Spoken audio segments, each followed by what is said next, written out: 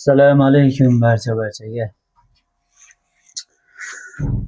Bu videomuz damatçılara bağışlanadi. Bu havo isishi bilan hozir qizish, mashinamizni temperatura ko'tarilib ketishi, ertadan o'tib ketishi ko'pchilikda kuzatilib turibdi. Termostat almashtir, antifrizni almashtir, termostatni olib tashlab o'zgarish bermaydi.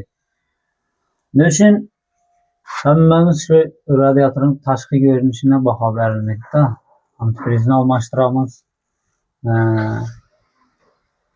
Ayniqsa qishloq yerlaridagilari taalluqli.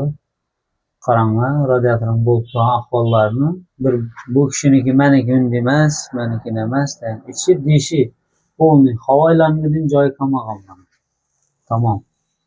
Mana. Havo aylang'idan joyi qolmagan. Radiator sovutib isitib qilmaydi bu narsani. Mana ko'rib turgan bo'lsangizlar.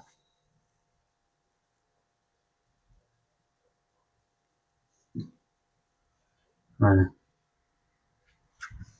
Endi ishlatamiz buni, radiatorga yechib olib, mo'yka qilib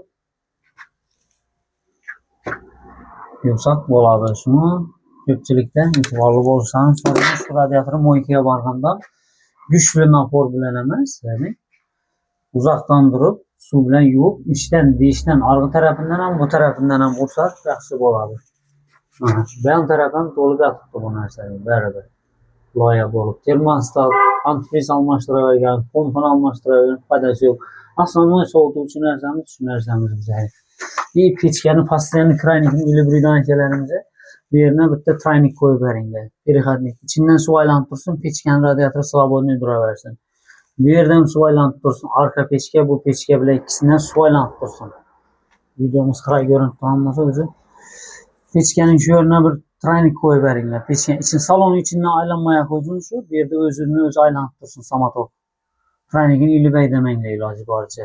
Issiqlik mishat etmasa. Ko'p qizib ketadi. Pechkani ochib, pechkani qo'shib aytadi ko'pchiligimiz qizib ketgandan keyin. Shuning uchun o'sha yerga trubka qo'yib bersak, aylanib turaveradi o'zidan. Noyabr oyida, sentyabr oyida qaytadan ulatib, pechkani ichine inatib qo'yaverasizlar. Pechkamiz ko'p qolmaydi. Mana radiatorning ahvolini ko'rib qo'yinglar. Birinchi vozdiq iloji boricha, keyin suv bilan yuvib tozalash kerak. Bir uflatib, radiatorning ahvoli yaxshi emas. Shunga e'tiborli bo'lasizlar. Video foydali bo'lsa bir like bosib qo'yasizlar.